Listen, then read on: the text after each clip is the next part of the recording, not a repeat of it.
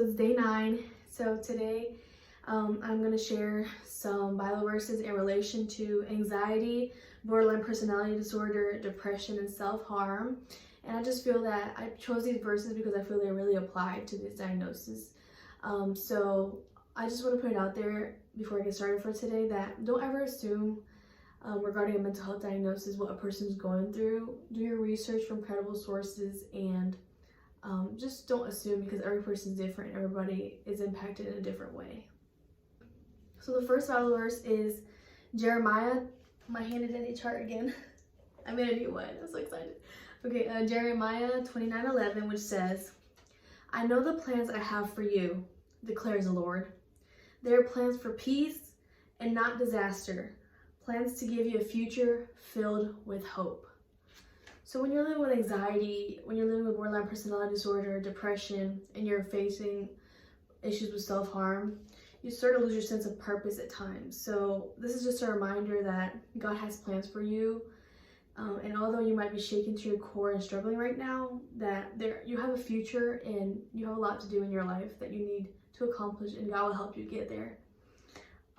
And that it's hard because sometimes you feel no kind of hope when you're facing these diagnoses, but just know that there's hope for you. All right, the next one is Psalm 46:10, and it says, "Let go of your concerns, then you will know that I am God. I rule the nations, I rule the earth."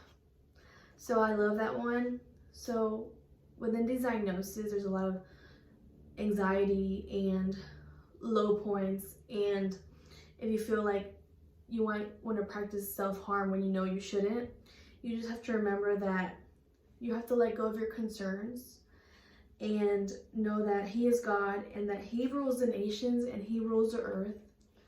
These huge nations, this huge earth. So you are part of His plan, and that you are not alone. And just like He rules this world and this nation, He loves you and He cares for you. And you need to give your concerns to Him and stop carrying it all on your own. The next verse is Psalms 18:19, and it says, "He brought me to a wide open place. He rescued me because He was pleased with me." So I feel like with a lot of diagnoses, especially these, you're looking for someone to rescue you, right? And sometimes we make the mistake of thinking or believing that somebody, specifically another human being, is going to rescue us from our situation, from what we're struggling with, and that's not the case, because we're humans. All of us are humans, and that's not a burden anybody should carry. So this just reminds me that He will bring you to a wide open place. He's the one that rescues you from your struggles and what you're dealing with, and He's pleased with you. No matter how minimum of a goal you've accomplished or a minimum success that you've succeeded at, He's proud of you and He's pleased with you.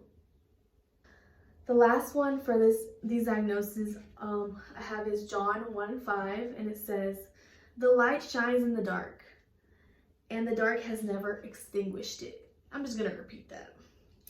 The light shines in the dark, and the dark has never extinguished it. That's a deep verse right there, short and sweet. And so it just basically reminds me that even though I might be facing anxiety, depression, I might have thoughts of self-harm, that even though I might be facing all these dark things, dark thoughts, dark feelings, that the light will shine through. It will shine through.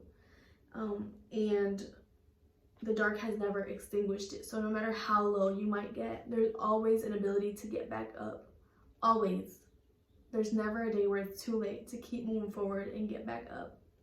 All right, so there we have Jeremiah 29:11, Psalm 46:10, Psalm 18:19, and John 1:5.